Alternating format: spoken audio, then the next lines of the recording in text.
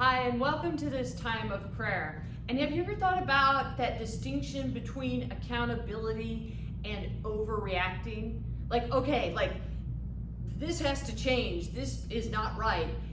And when does it become an overreaction or even like a moving into revenge? I'm going to. And yet, there's this sense throughout the biblical text of there's accountability. There is time for forgiveness and there's time of grace, but there's also this time of accountability in changing our ways. And how do we begin to understand the difference? How do we begin to navigate when it becomes an overreaction? Or, wait a minute, no, it's okay to have this conversation about accountability. So for today, I've got 1 Samuel 25, verse 13.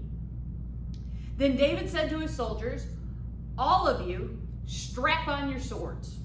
So each of them strapped on their swords, and David did the same. Nearly 400 men went up with David. 200 men remained back with the supplies. So David here has a moment, and he has a reason. Nabal has said, "I'm not going to help you out. You helped me out, but I don't care anything. I'm not going to give you bread and water, and I am going to mistreat you and say awful things about you." And David's like, "Let me get my sword and everybody else. Let's go. We're going to fight. We're going to take revenge. We're going to make this right." And so in this case, we can be like, "Whoa, wait a minute. Whoa, David.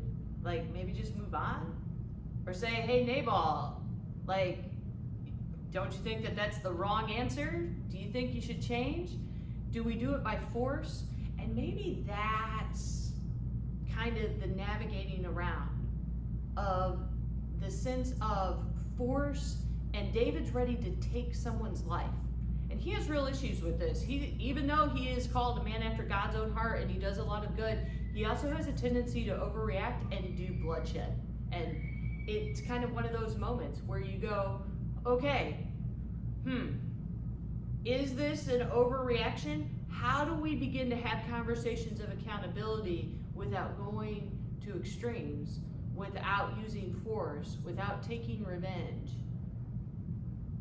And so it's one of these moments where this story, David's on the warpath because he was mistreated, no question about that, but someone's about to help him see a different way, a different reaction.